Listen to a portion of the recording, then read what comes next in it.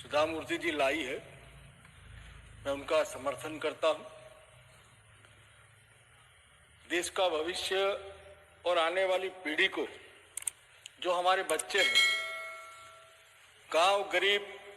और शहरों में भी गरीब मध्यम वर्ग के बच्चे भी इस देश का भविष्य है। माननीय प्रधानमंत्री नरेंद्र मोदी जी विकसित भारत का लक्ष्य लेके पूरा देश आगे बढ़ रहा है, तब ये आंगनवाड़ी के जो 14 लाख आंगनवाड़ी है, उसको सभी बच्चे हैं उसको सही शिक्षा मिले, उसको उसकी हेल्थ की चिंता हो, उसको स्वास्थ्य की चिंता के साथ अपने परिवार के जो लोग, खास करके जो लोग मेहनत मजदूरी करने जाते हैं, उनके परिवार के लोग ज्यादा से ज्यादा आंगनवाड़ी के बच्चों में आंगनवाड़ी में आते हैं। बच्चों के माँ बाप रोजी रोटी कमाने जाते हैं, तब उसके बच्चों को मानसिक और शारीरिक रूप से तैयार करने की जिम्मेवारी राज्य और केंद्र सरकार लेता है। तब ये आंगनवाड़ी की बहनें न केवल बच्चों के परिवार से जुड़ती है, बल्कि माँ जब उसका बच्चा आंगनवाड़ी में छोड़ के जाता है, आशा वर्कर बहन के पास छोड़ के जाता है,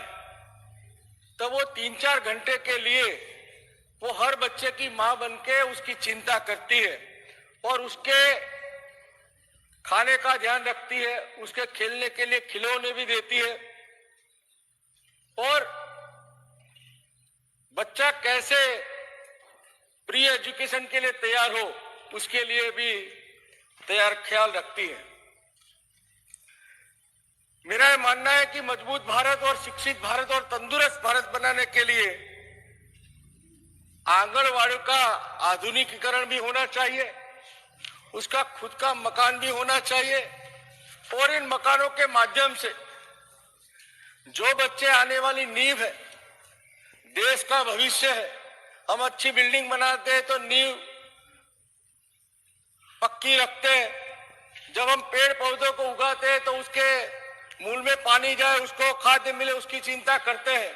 वैसे बच्चे हमारे भविष्य का, हमारे देश का भविष्य है, जो आने वाले देश में, अपने देश में प्रगति को पथ पर ले जाने की जिन पे जिम्मेवारी है, उसको मजबूत करने की जिम्मेवारी हमारी सबकी है। पिछले 12 वर्षों से माननीय प्रधानमंत्री जी आंगनवाड़ी हो या प्राइमरी स्कूल हो, उनके पढ़ाई की तो चिंता करते हैं, मगर उनकी हेल्थ की भी चिंता करते हैं और सभी बच्चों की हेल्थ की चेकअप होती है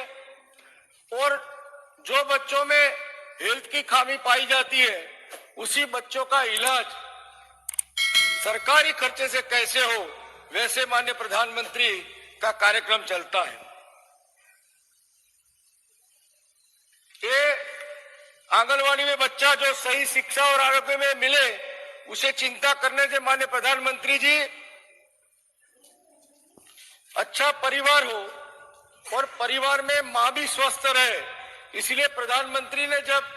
देश के लाल किले से कहा था कि मैं जिस घर में शौचालय नहीं है वहां शौचालय बनाऊंगा, जिसके लिए जो माँ को, जो अपनी बहनों को तकलीफ होती थी, जिसके कारण माँ का स्वास्थ्य अगर बिगड़ता है तो बच्चे का भी स्वास्थ्य बिगड़ता है, उसी को लेते हुए माननीय प्रधानमंत्री ने पूरे देश में शौचालय हर घर में बने, उसकी भी एक मुहिम चलाई थी। वैसे ही उज्ज्वला योजना के माध्यम से माँ बहनें जब अपना रसोई बनाती है तो कई सिगरेट का धुआं माँ के शरीर में जाता है, तो जब तक माँ स्वस्थ नहीं रहेगी, बच्चा भी स्वस्थ नहीं रहेगा। वैसे माननीय प्रधानमंत्री जी ने सोच रखी थी और उसी सोच के कारण करोड़ों घर में शौचालय बने, करोड़ों घरों को उज्ज्वला योजना के माध्यम से गैस का सिलेंडर मिला और वो परिवार हेल्थ के लिए सुरक्षित हो, उसी केंद्र सरकार ने एक चिंता की और उसके क्षेत्र में काम किया है। स्वास्थ्य और परिवहन के लिए गुजरात सरकार आंगनवाड़ी के माध्यम से गरीब परिवारों की गर्भवती माताएं हो, धात्री बहनें हो एवं किशोरियों के लिए बहुत चिंतित है और आने वाली पीढ़ियों को कुपोषित न हो, इसीलिए पोषण खुराक एवं दवाएं वो भी आंगनवाड़ी के माध्यम से सरकारें उपलब्ध कराती है। हमारे गुजरात में आंगनवाड़ी की बच्चे और प्राइमरी स्कूलों के बच्चों को 300 मिलीमीटर ग्राम दूध संजीवनी योजना के माध्यम से भी सरकार देती है। माननीय प्रधानमंत्री जी श्री नरेंद्र मोदी जी पूरे देश में सभी आंगनवाड़ियों के मकान और उनके बच्चों को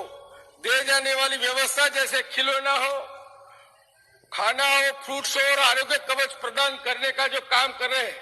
उसको सुदृढ़ करने के लिए मैं आज ये बात माननीय सरकार के सामने रख रहा हूं।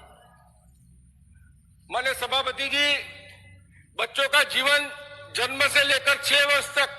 सबसे महत्वपूर्ण होता है और इसी उम्र में बच्चे का दिमाग, उसकी भाषा, उसका व्यवहार सीखने की क्षमता और उसका स्वास्थ्य सबकी नींव